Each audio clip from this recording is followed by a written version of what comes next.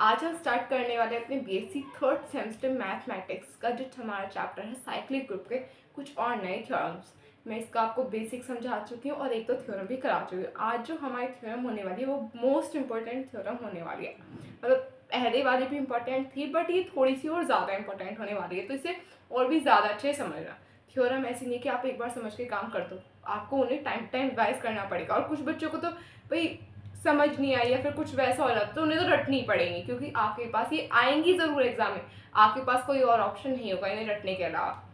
अगर आप इसे ये है बार बार रिवाइज करके याद नहीं रख पा रहे तो आपको यही रूल फॉलो करना पड़ेगा। पर अगर ये है मैक्सिमम बच्चे अगर बार बार रिवाइज करेंगे तो ये आपको अच्छे समझ भी आ जाएंगे और एग्जाम टाइम तक याद भी रह जाएंगे।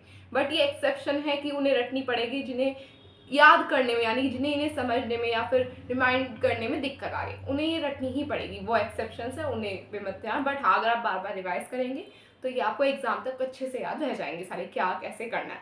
ठीक है, तो ये वाली हमारी होने वाली है थ्योरी। सबसे पहले क्या लिखा है, एवरी सब group of a cyclic group is cyclic. यानी कि इसमें आपको सब ग्रुप पता है, ग्रुप पता है, मैं ऑलरेडी बता चुकी हूँ। ग्रुप क्या होता है, एक हमारे पास एल्जेब्रिक स्ट्रक्चर होता है जिसमें कि हमारे पास एक सेट और एक बाइनरी ऑपरेशन होता है।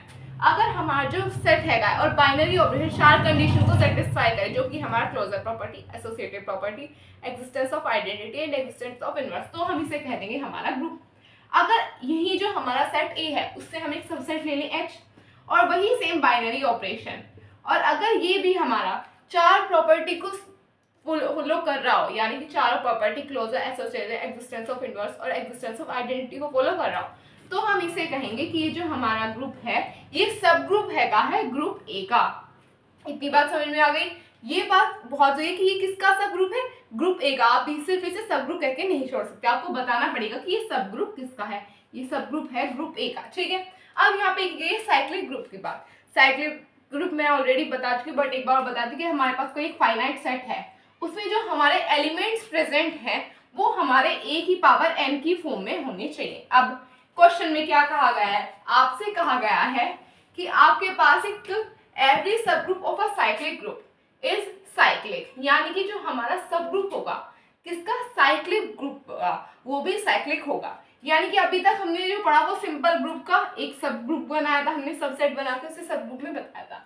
बट इस बार कंडीशन ये है कि जो हमारे पास एक ग्रुप प्रेजेंट है, ग्रुप दिया गया है हमें, ग्रुप मानेंगे हमें, वो हमारा ऑलरेडी साइक्लिक होगा। जैसे कि 1 ओमेगा ओमेगा स्क्वायर, ये ऑलरेडी हमारा एक साइक्लिक ग्रुप है जो कि हमारा ए की पावर n की फॉर्म में प्रेजेंट है। अब अगर हम इसका कोई सब ग्रुप बनाए तो वो जो हमारा सब ग्रुप होगा वो हमारा किसकी फॉर्म में होना चाहिए, वो भी साइक्लिक होना चाहिए। जैसे कि अगर मैं कह दूं कि 1 ओमेगा और ओमेगा स्क्वायर, अगर इस तरह से ये हमारे पास एलिमेंट है, ये सब ग्रुप कहा जाएगा नहीं कहा जाएगा ऑब्वियस सी बात है। अगर ये ए है और ये बी है, बी को ए का सब ग्रुप कहा जाएगा। सब ग्रुप कौन सा सब ग्रुप, इसे कहा जाएगा प्रॉपर सब ग्रुप, क्योंकि नंबर ऑफ एलिमेंट और क्या क्या एलिमेंट है वो सब सेम, तो इसे हम प्रॉपर सब ग्रुप की कैटेगरी में रखेंगे। तो अगर हमारे किसी साइक्लिक ग्रुप का सब ग्रुप जो है वो हमारा साइक्लिक होता है, तो वो चीज हमें प्रूव करके दिखाए। जो हमारा साइक्लिक ग्रुप होगा अगर उसका कोई सब ग्रुप है वो साइक्लिक होगा। ठीक है, साइक्लिक ग्रुप का जो सब ग्रुप होगा वो भी हमारा साइक्लिक होगा। ये चीज प्रूव करके दिखाया। मैं 2 बार बता चुकी हूँ, तीसरी बार बता रही हूँ। अगर हमारे पास कोई साइक्लिक ग्रुप है जो उसका सब ग्रुप होगा वो भी साइक्लिक होगा। ठीक है, ये बात आपको समझ आ गई होगी। अब आपको प्रूफ कैसे करना है थोड़ा थोड़ा हिंट तो मिल ही गया होगा। फर्स्टली आपको एक लेट करना है सेट। इस बार हमें कोई न्यूमेरिकल वैल्यू या फिर वैसे कोई वैल्यू लेट नहीं है, जिससे मोस्टली पार्ट थ्योरेटिकल है, तो आपको समझना ऐसे ही पड़ेगा, कोई और ऑप्शन नहीं होने वाला। ठीक है, तो सबसे पहला काम प्रूफ, इसमें आपको करना है let G be R, let G be R cyclic group. हमारे पास जी जो है वो साइक्लिक फॉर्म में, किस फॉर्म में, साइक्लिक फॉर्म में, बट इसमें हमें जनरेटर भी बताना होगा। Let G be R cyclic group generated by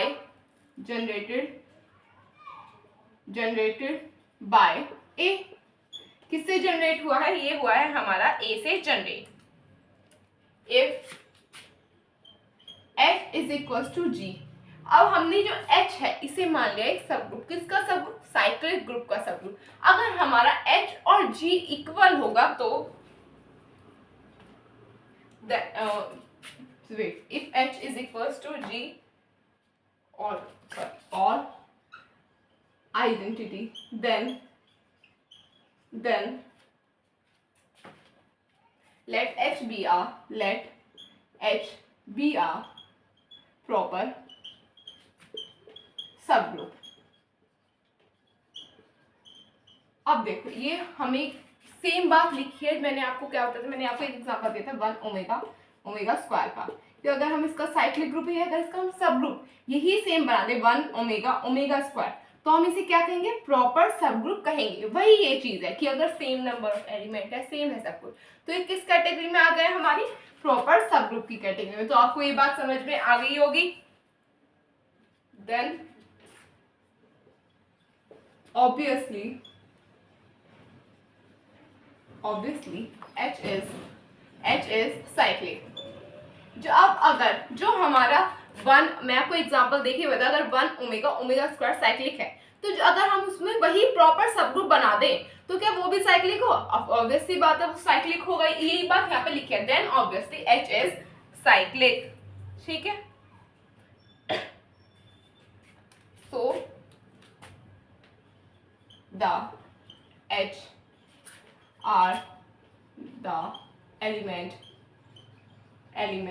so H are the element, so the H, obviously so the element of H, so the element of H are, so the element of H are the integral power of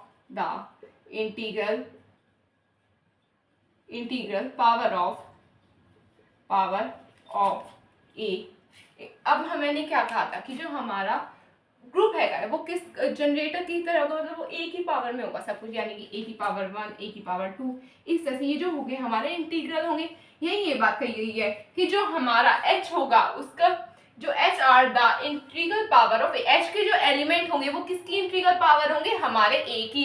ये बात आपको समझ में आ गई होगी। So the a की power s belong to h। अब हमने जो हमारा इंटीग्रल है वो हमने मान लिया हमारा s को, कुछ ना कुछ इंटीग्रल तो मानना पड़ेगा हमें, तो वो हमने कुछ इंटीग्रल ना मान के हमें एक वैल्यू पर्टिकुलर इंटीग्रल मान लिया कि ये हमारा s होगा। 1 2 3 4 ना मान के s मान लिया। ठीक है, एग्जाम्पल द इनवर्स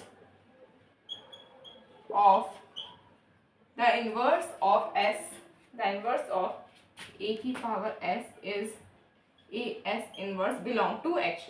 यानी कि अगर हमारा a की पावर s किसको बिलोंग कर रहा है, h को, यानी कि साइक्लिक सबग्रुप को, तो हमारा a इनवर्स s जो होगा वो भी हमारा किसको बिलोंग करेगा, साइक्लिक सबग्रुप को बिलोंग करेगा। Let m be any least positive integer. अभी मैं आपको एक बात बता दूं कि अभी आपका क्वेश्चन स्टार्ट नहीं हुआ है, अभी सिर्फ हम उसे थ्योरेटिकल वे में समझा रहे हैं एग्जाम में, भाई ऐसे ऐसे होगा, आपको समझा रहे हैं भाई इस तरह से होगा। अब ये जो मैं स्टेटमेंट लिख रही हूँ नेक्स्ट पे आ रहा है आप यहाँ से, ये अब हम बताएंगे कि अब हमें यहाँ से प्रूव करके दिखाएं। ये पार्ट सिर्फ और सिर्फ एक्सप्लेनेशन के लिए और इसमें कुछ भी ऐसा स्पेशल नहीं कहा हमने। ठीक है, आपको इतनी बात समझ में आ गई होगी। एग्जाम्पल a की power m belong to h। ठीक है, a की power m belong to h। Now we shall prove that a की power m, now we shall prove that h is equals to a की power m, where bracket अच्छे से बना लेना आप लोग, where a की power m is the generator. अब हमने यहाँ पे क्या कहा, यहाँ पे कहा कि हमें एक लीस्ट पॉजिटिव इंटीजर लेना होगा। लीस्ट पॉजिटिव इंटीजर हमने लिया यहाँ पे m। अभी हमने ऊपर एक एग्जांपल देखिए बताते हैं, यहाँ से हमने कहा ये हम एक लीस्ट पॉजिटिव इंटीजर लेट कर रहे हैं जो कि किसका होगा, हमारे जनरेटर का, और ये हमारा लीस्ट पॉजिटिव इंटीजर है। और ये किसको बिलोंग कर रहा है, h को, यानी कि h is equal to a की पावर m। तो a की पावर m जो होगा, यानी कि जो हमारा a होगा वो जनरेटर होगा और जो m होगा वो हमारा इसका इंटीग्रल मल्टीपल की तरह वर्क कर रहा होगा। तो आप इसे लिख लीजिए, यहाँ पे e और लगा लो। Done done.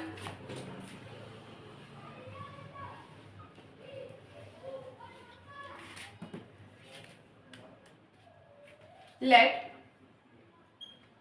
a की power t be an arbitrary constant of h। अब हमने यहाँ पे एक आर्बिट्री कांस्टेंट माना है, किसका, हमारे h का। ठीक है, आपको इतनी बात समझ में आ गई। आर्बिट्री कांस्टेंट माना है by division algorithm,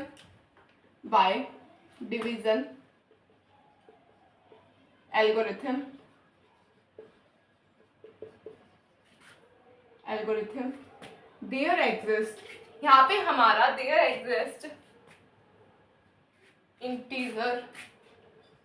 integer q and r such that यहाँ पे आ जाएगा हमारा t is equals to M Q plus R. अब ये कैसे आए, अब अगर हमारे पास कोई नंबर है, यहाँ पे हमारे पास एक नंबर होगा 16 और हम इसे 5 से डिवाइड करें, तो हम यहाँ पे लिखेंगे 5 3 जा 50, यहाँ पे रिमाइंडर आ गया 1। अगर हम ये कह दें कि हमें जो है इसे एक फॉर्म में लिखना है, यानी कि हमें जो हमारा डिविडेंड है वो चेक करना है कि वो क्या है, सही है नहीं है, तो हम क्या करते हैं, हम ऐसे उल्टा सी बना के कर देते हैं काम को इस तरह से, यानी कि हम 5 और 3 की मल्टीप्लाई करते हैं और उसमें +3 कर देते हैं, यही करते हैं। यही होता है ना, divisor is equals to dividend is equals to divisor into मुंह से क्या निकल रहा है, हाँ, divisor into quotient plus reminder, यही होता है हमारा। तो वही चीज यहाँ पे किया हमने, यहाँ पे हमारा जो t है वो 16 की तरह वर्क कर रहा है, m जो है वो हमारे 5 की तरह वर्क कर रहा है और q हमारा 3 की तरह वर्क कर रहा है। ये बात आपको समझ में आ गई होगी, q का मतलब क्वोशिएंट, r का मतलब रिमाइंडर, यहाँ पे उस तरह से आएंगे। तो ये कंफ्यूज मत होना कि ये कहाँ से आया, ये सिंपल डिवीजन रूल है जो आप 6th स्टैंडर्ड से पढ़ते आ रहे हैं, उससे पहले से यहाँ पर where 0 is greater than equal to rm। ठीक, यहाँ पे ये सब नहीं, जहाँ पे हमारा जो रिमाइंडर होगा वो 0 से बड़ा होगा, ऑब्वियस सी बात नहीं, तो 0 रिमाइंडर आ जाएगा, रिमाइंडर की जरूरत नहीं पड़ेगी, सिर्फ मल्टीप्लाई करके आपको आपका आंसर मिल जाएगा। इतनी बात समझ में आ गई होगी। अगर हमारा a की पावर m किसको बिलोंग कर रहा है, h को, क्या कर रहा है, a की पावर हमारा h को बिलोंग कर रहा है, तो क्या हम उसे a की power m q belong to h, ये कहाँ से आया, बाय क्लोजर प्रॉपर्टी, आप सभी ने क्लोजर प्रॉपर्टी पढ़ी है, उससे आया बाय क्लोजर प्रॉपर्टी, ये हमारा उसी से आया।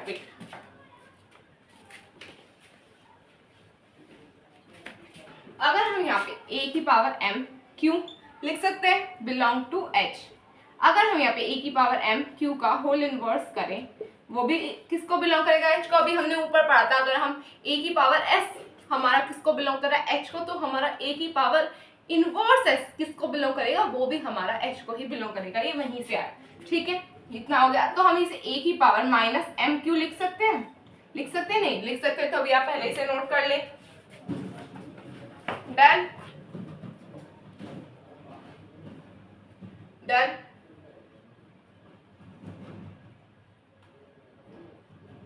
डन और नॉट। लेट a की power t belong to h and a की power minus M Q also belong to h, यानी कि हमारा जो t है a की पावर t वो भी किसको बिलोंग करेगा, h को। ये लेट नहीं किया, अभी जितना भी हमने किया ये उस सब का कंक्लूजन है कि अगर हमारा ये, और यहाँ पे भी a की पावर t किसको बिलोंग कर रहा है, ऊपर आया था अभी हमारा कि a की पावर t किसको बिलोंग कर रहा है, h को, तो a की पावर माइनस एम क्यू भी किसको बिलोंग कर रहा है, हमारा h को बिलोंग कर रहा होगा। अब अगर हम इन दोनों की मल्टीप्लाई करें, a की पावर t डॉट a की पावर m क्यू, कर सकते हैं नहीं कर सकते बताओ? कर सकते हैं। तो ये भी हमारा किसको बिलोंग करेगा? हमारा H को बिलोंग करेगा। मैं रफ कर देती हूँ। अगर हम इसमें हमारा बेसिक रूल अप्लाई करें, ये माइनस होगा यहाँ पे। अगर हम अपना बेसिक रूल अप्लाई करें, अगर ये हमारे नीचे की टर्म सेम होती है तो हम इसे ऐसे लिख सकते हैं, a की power t minus M Q belong to h। लिख सकते हैं नहीं? अब हमारा t माइनस एम क्यू किसको बिलोंग कर रहा है? किसी चीज को कर रहा है नहीं कर रहा? बताओ, क्या ये किसी चीज को बिलोंग कर रहा है? ये हमारा t minus M Q belong कर रहा है रिमाइंडर को, यानी कि r को बिलोंग कर रहा है। अभी हमने ऊपर प्रूव करके यही तो दिखाया था नहीं दिखाया था? वहां पे हमने लिख रखा था t is equal to M Q plus R. ये यहाँ से आया, हमने एम क्यू को दूसरी तरफ लेके यहाँ पे हमारा ये आ, ठीक है। यहाँ पे हमारा आर आ जाएगा पावर में, और जो किसको बिलोंग कर रहा है? हमारे एच को बिलोंग कर रहा होगा। Since m be the least positive integer, since m be the least positive integer such that a की power m belong to h, a की power m belong to h where then 0 greater than equal to r and m। ये अभी हमने नीचे लिखा था भाई। अब इतना बड़ा बोर्ड नहीं है जो मैं आपका पूरा फिर वैसे करा सकूं, बट ये अभी हमने ऊपर कुछ टाइम पहले ही करके दिखाया था नहीं दिखाया था? जब हमने यही वाला काम किया था यहाँ पे t माइनस एम जी वाला, जब हम ये वाली फॉर्म कर रहे थे, जब ही हमने यहाँ पे ये सेम चीज लिखी थी, वहीं से आया। तो कंफ्यूज होना मत कि कहाँ से आ गया। सो r must be equal to 0। अगर हमारी ये कंडीशन है तो क्या हम कह सकते हैं कि r हमारा 0 के इक्वल होगा? अगर हमारा r 0 के इक्वल होगा, t माइनस एम क्यू क्या 0 के इक्वल होगा? तो क्या हम t is equal to M Q करके लिख सकते हैं? लिख सकते हैं नहीं लिख सकते? लिख सकते हैं, ऑब्वियस सी बात है। अब जो हमारा a की power t minus M Q था, हमारा था नहीं था? a की पावर t किसको बिलोंग कर रहा था? h को। एंड a की पावर माइनस एम क्यू किसको बिलोंग करता है? हमारा h को। अब जो हमारा एम क्यू है, एम क्यू को हम किस फॉर्म में लिख सकते हैं? a की पावर m बाहर आ जाएगा, हमारा क्यू किसको बिलोंग कर रहा है? हमारा h को। यहाँ तक कोई दिक्कत? यहाँ तक कोई दिक्कत होनी है? सॉरी, यहाँ पे प्लस का साइन आएगा, ठीक है। इतना समझ आ गया होगा आपका। अब क्या ये सारी कंडीशन फुलफिल नहीं कर रहा है हमारी? बताओ, क्या ये साइक्लिक ग्रुप की कंडीशन फुलफिल नहीं हो गई? हुई नहीं हो गई। अब यहाँ पे आपको 1 से 2 स्टेटमेंट और लिखनी है, फिर आपका काम हो जाएगा खत्म। तो आप इसे नोट कर लीजिए। अब हमने यहाँ पे ये बता दिया कि जो हमारा हर एक एलिमेंट होगा, जैसे कि अभी हमने पढ़ा था A जनरेटर होगा और Q जो होगा वो हमारा M जो हमारा इंटीग्रल की तरह वर्क करेगा। यहाँ पे जनरेटर क्या होगा? यहाँ पे जनरेटर होगा A की पावर M, यहाँ पे इंटीग्रल की तरह काम कर रहा होगा हमारा Q। तो ये हमने प्रूव करके दिखा दिया है, ठीक है। रब कर देती हूँ। Every element of H is in the form of a की पावर m की पावर q। ये हमारा इसी फॉर्म में प्रेजेंट होगा। Hence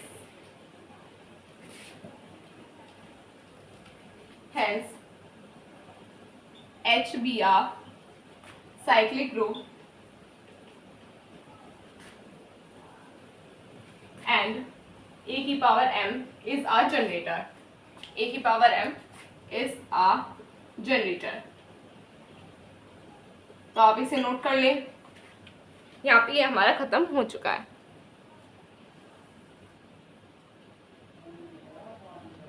done.